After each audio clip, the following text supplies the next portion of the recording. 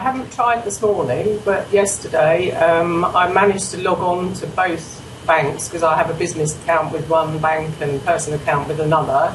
I could access my business account fully and see transactions. No money's been deducted as yet, but there was a notice saying that you were unable to do any transfers, so obviously to stop people transferring money out of their accounts. My other account, my personal account, although you can actually log into it, you can't actually see any transactions, so I've no idea whether they've taken money or what yet. Well, bearing in mind it's also a bank holiday today, so obviously the banking system wouldn't be working today anyway, but there was a notice on both accounts saying that for the moment transfers have been suspended, so they've made it quite clear what's happening. Is it something you would want to do?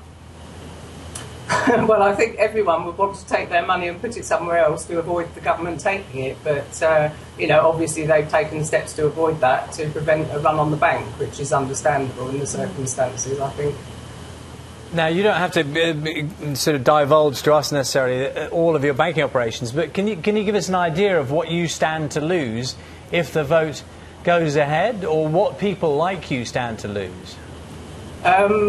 Well, I will fall into the 6.75 category. I mean, luckily we're quite early into the wedding season, so a lot of money has yet to come in for weddings. But I mean, it's several thousand collectively, and obviously that's not a good situation to be in, particularly bearing in mind most of the money in my business deposit account is actually not my money. It belongs to couples that are going to get married here later on in the year. And is it your feeling that because you're an expat, you should be treated differently, or do you think that the whole thing is wrong, or even if it comes in, do you think it shouldn't apply to you? Well, I live here and I'm a resident. I have a bank account, so I don't think that expats can be treated as a separate, a different circumstance, to be honest, although I understand the British government is going to compensate troops that are based here.